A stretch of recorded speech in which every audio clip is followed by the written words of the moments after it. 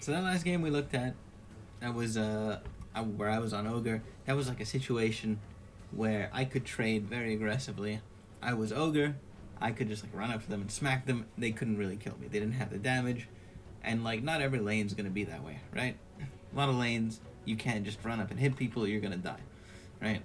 And also the other thing is that lane was like it ended up being a stomp. It was like we just absolutely crushed them, and that's a good like guide on how to like take a winning lane and push it into like you're crushing them kind of lane. You don't just win the lane, you crush them, right? So that's not always going to be like possible. Sometimes you're going to be in a lane where you're losing or like things aren't going great, right? So like a lot of the advice from that video is sort of like oh yeah, it sounds nice on paper, but if we're getting destroyed we can't really do it. So here's another game where it's like the opposite perspective. I'm playing Lion. I'm like a squishy support. They have a 2 stun lane. It's like Venge and DK. By the way, before we go further, Venge is this guy, Legend 4. The DK, I think, yeah, he's not calibrated, but I mean, like, you can look here. He's got like decent stats. He knows what he's doing. He's not like terrible or anything. So again, everything I say, if it works on these guys, it's gonna work on any Archon player or whatever. So we're gonna look at this game where it's like we end up losing. We end up like losing this lane. It goes pretty bad. It's like right from the start, things are going bad, right? But that doesn't mean like you can't do the right things. That doesn't mean that doing the right things won't help you. You might not win the lane, but you'll lose by less, right? So like, and that matters. That can matter a lot. So all right, let's go. Let's watch this lane. All right. So right at the beginning, we're gonna go for the rune. I'm gonna speed up a little bit. Spoiler alert, doesn't go well. Okay, here we go. So like, this ends up being like Renzi getting a little bit caught when the mid shows up. I end up like, I'm like, I gotta save him. I don't have my stuns on cooldown, so I'm like, I'll just body block a little. Ends up being enough to save him, but instead I die. Okay, so I'm dead. Ramsey has lost a bunch of health. He has to use like, I guess 2 tangos to make that up. So we're already pretty far behind. The lane hasn't even started yet. It's not like it's not like the lane's not over by any means, but we're behind for sure. I don't know why he hasn't munched his second tango. He probably should. There you go. All right, good. So, right from the start, okay, what do? I see like the very first thing I see when I get to this lane. I look at what's going on, and like, okay, we're gonna focus on very specifically positioning and like using mana correctly. Okay, those are the 2 things I want you guys to take away from this. And so I get to I TP in. I look at the lane. What do I see? I see that like 3 of our creeps right here. That deny thing is a replay bug, but like I see 3 of our creeps are hitting his range creep. Okay. Now the range creep, especially the first 3 or 4 waves, this range creep is like the most important thing that's going on right now. Unless someone's about to die. Like, no one's about to die, so the most important thing, this range creep and that range creep here. Okay, that's because range creeps give you a lot of gold, a lot of experience. You should do everything you can to get the first few last. If you get this, like, the opposing range creep, if you get that last hit and you deny your last, or your range creep for, like, the first 3 waves, you win the lane. Because you get level 2 first. You get level 2 first means you can, like, fight them much, or, like, they can't really fight you for a little while. It's a big deal. So, like, I see this happening. I tried to stun for it. I miss it. I was a bit too slow. But the idea was there, right? It was the right idea. And I also hit him, so I got, like, a bit of bonus. Okay? So that's the first thing. I went for the range creep. Ramsey luckily got the deny on this range creep, so it ended up being an even trade. But, it would have been better if I'd gotten that last hit. Even though, I'm using mana, I'm not letting my carry get it. Doesn't matter. Like, getting that range creep to die without being denied is more important than letting your carry get the gold. Okay? Alright. So look what's going on here. Alright. Really quickly, notice something. When I'm trading with this guy, I'm like, he wants this last hit, so I'm going to hit him. I don't do it from here. I don't do this. I don't hit him from here, because if I'm standing here and I right click him here, these these melee creeps will aggro me and they'll hit me and I'll take damage. So instead I move here and then I click on him. Those guys don't aggro me. Okay? That's like abusing. When I tell you you need to abuse creep aggro, this is what I'm talking about. Okay, it's not that complicated, but you gotta do it. Gonna move away from. I could have also moved over here, but there was like less room, so I moved here. Okay, I also know the Venge is in here. I have a ward. The Venge isn't showing up. I don't know what the fuck she's doing, but she just wasn't in the lane, so I'm safe, like, being up a bit. And now you can see, like, again, I'm nowhere near. Actually, the green creep's the one aggro. Like, that time I pulled a bit of creep aggro, but you know, I was trying not to. That's the important point.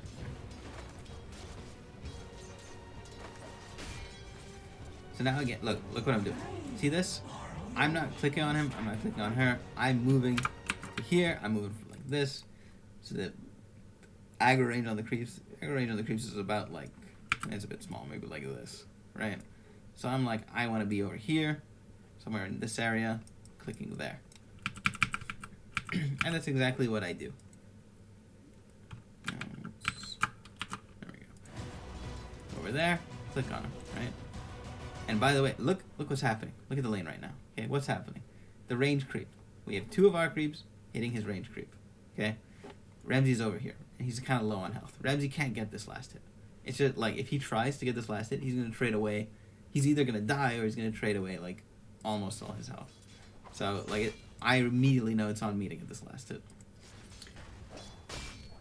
So what do? I wait. Okay, now it's in last hit range for me. I stun it. There you go. And I hit him. I'm spending 70 mana, right? Now normally, if you just cast this nuke randomly and like whatever, nothing's going on, it's 70 mana for 80 damage and a bit of a stun. It's not worth it. It's not worth your 70 mana. But I'm not just doing damage to him. I'm getting a last hit. I'm denying him. I'm like stopping him from denying. And after this creep dies, the range creep dies because I nuked it. Guess what? These two, well, this guy's being a bit retarded. I don't know what he's doing, but normally these 2 creeps go and hit him. So I'm getting like a whole like this is 70 mana. Instead of just being damage, it's a last hit, it's creeps doing extra damage, and I'm getting right clicks because he's stunned and can't fight back. Okay, this is what I mean by you gotta use your mana correctly. You gotta use your skills, you know, efficiently. If you're trading your mana, you don't want to just trade it for damage. You want to trade it for damage plus other stuff. Okay, so there you go. That's how you know, like, when's the right time to use your abilities. That's how you know. You're getting more than just, like, the face value of like, what they do. You're getting, like, some other stuff, too. Okay, look, it's going to happen again. See this range creep? 2 creeps? Again, exact same thing. Oh, I get the last hit. I hit both of them. I did 180 damage. Stunned both of them. Got a last hit. All for 70 mana. That's absurd. That's, like, so much value compared to just 80 damage. Okay? And now, you know, immediately I see, okay, we got like a bunch of creeps pushing in. I was already thinking about this before, you know, like I saw our creep lane pushing. I'm going to go stack for the next 53. And I drink my clarity because, you know, nothing's going on. No one's hitting me.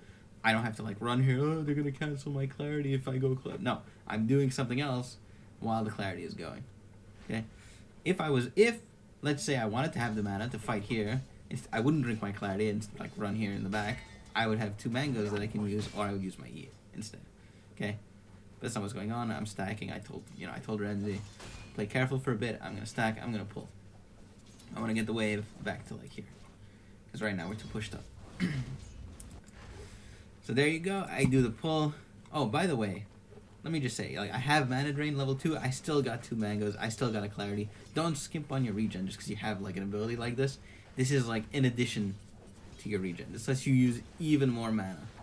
You don't just say, oh, I have E, that's a lot of mana. I don't need any mana regen. No, you need mana regen. This is nice. This is great. I love this spell. I took it at level 2. I'm not saying it's a bad spell. I'm saying don't use it as a crutch. Use it as like, now I have mana regen and I have this.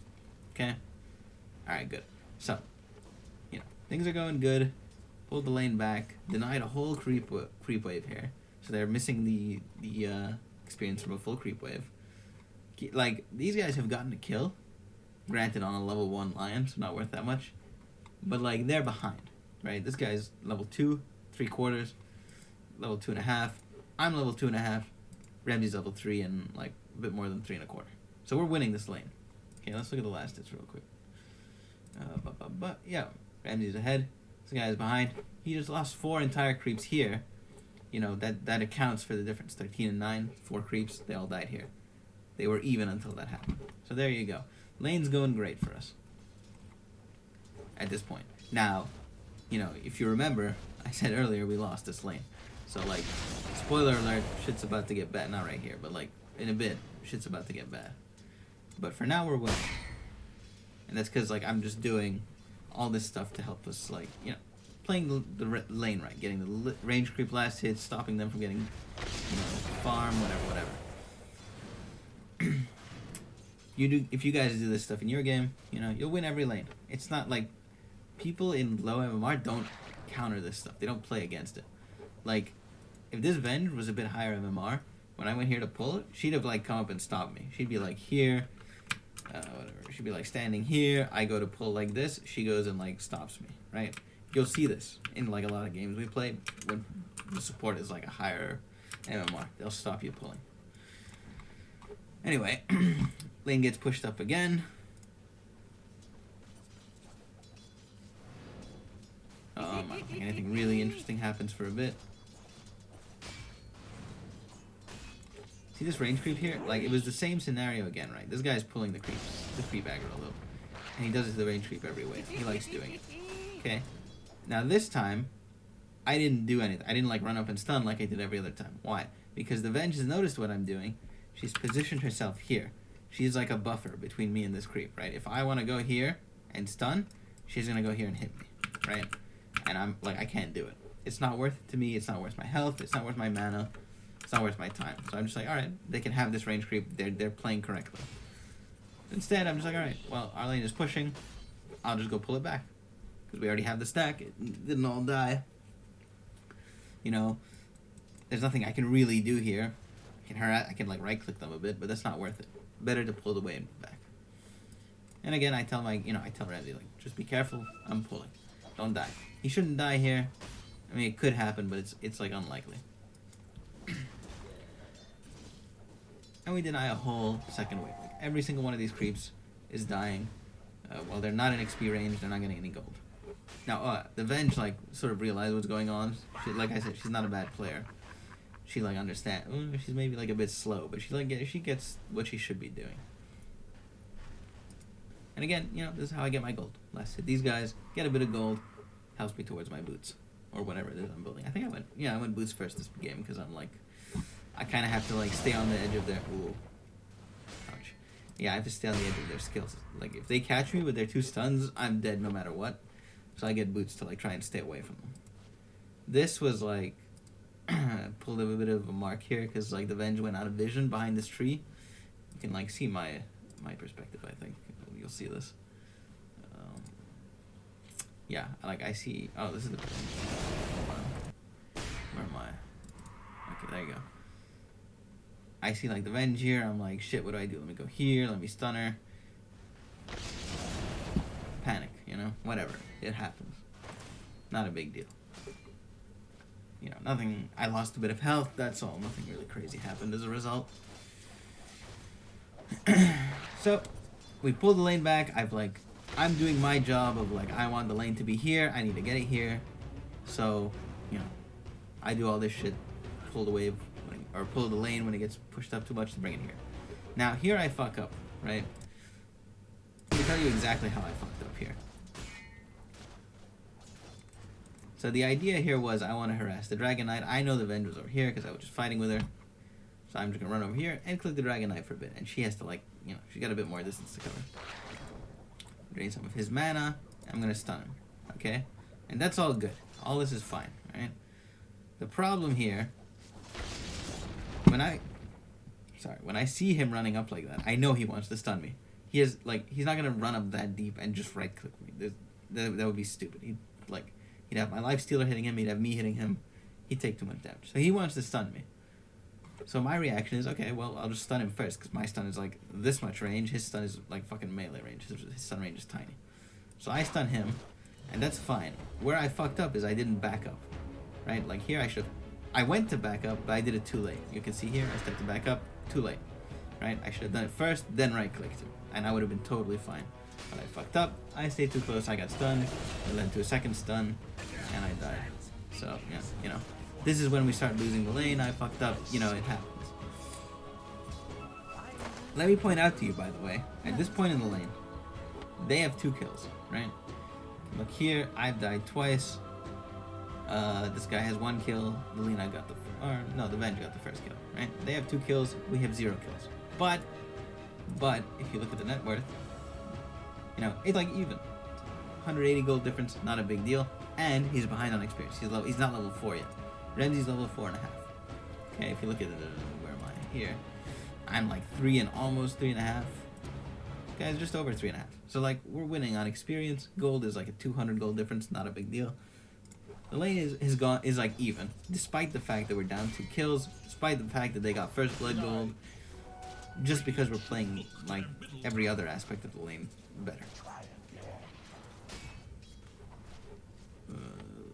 Close this, get this out of the way. Yeah, here I just see like, oh, she's a bit too far forward. I can just click her a bit for free. You know, Remzi comes up to pressure too, totally fine. Take a bit of her health for free. You know, no big deal. I have 2 mangoes. I'm not too like stressed about like using mana. I'm not like I gotta conserve every point of mana. I have 2 mangoes. I have mana drain. I can, you know, I can use my skills a bit more liberally than I could at level 1. More liberally than like most heroes in Dota can, because I'm a lion. I got mana drain. I got 2 mangoes. Now at this point, you know, I'm trying to pull it back a bit. The Venge is sort of wising up. She's gonna come stop it. This is what good players do. Like when a good player sees you trying to do this kind of pull, they come and stop it. And that's exactly what she does. So, yeah. The Dragon Knight a bit. When he's running at me like that, I know he wants to stun me. I know he wants to. What else does he want to do? Here they get the stun, but I don't think they kill him. Oh yeah, the Lina killed him. This was, I remember this. This was funny because, Richard kind of baited me. He was like, look what I'm going to do to this Lina. Like, I think it was like maybe 5 seconds before like this point in the game. He was like, look what I'm going to do to this Lina. So I'm not looking. I'm like, okay, well, if he's saying that, Lina must be mid, right? So like, alright, whatever. And then we take this fight, and then guess what? Out pops Lina with her haste rune and kills me. Caught me very much by surprise. Now we're down 3 kills, by the way. Right? 0-3. They each have 1. Venge 1, Lina 1, Dragon Knight 1. But you know what? Even despite that, Remzi's level 5, and the gold difference. The gold difference, again, it's like 200 gold. It's not a big deal. Oh, this was probably the worst part of this lane. I had like a bad TP, you know, I TP'd here when I probably shouldn't have. Remzi probably should have been here, like, killing the creeps instead of jungling. I mean, the Lina left, we see her mid. Do we not see her mid? No, we see her bottom or something. Where the fuck did the Lina go? I don't know if she's still on. Never mind. Ignore me. I am apparently blind. I TP here. I run away. I managed to like juke them a little bit. And then like this happens. So I'm not sure what this is. Like, I mean, yeah, why? But whatever, it's fine. It's not the biggest of deals. We're now down. It's 0-4 by the way in this lane.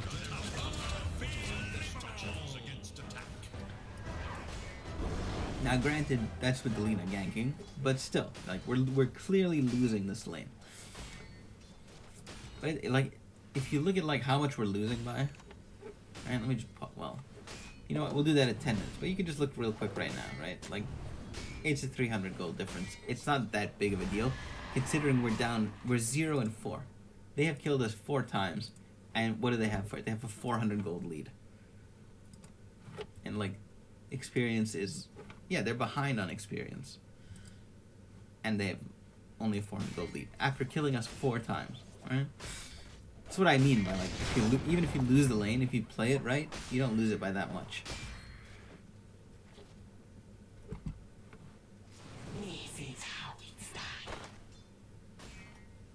Let's see, nothing really interesting for a bit.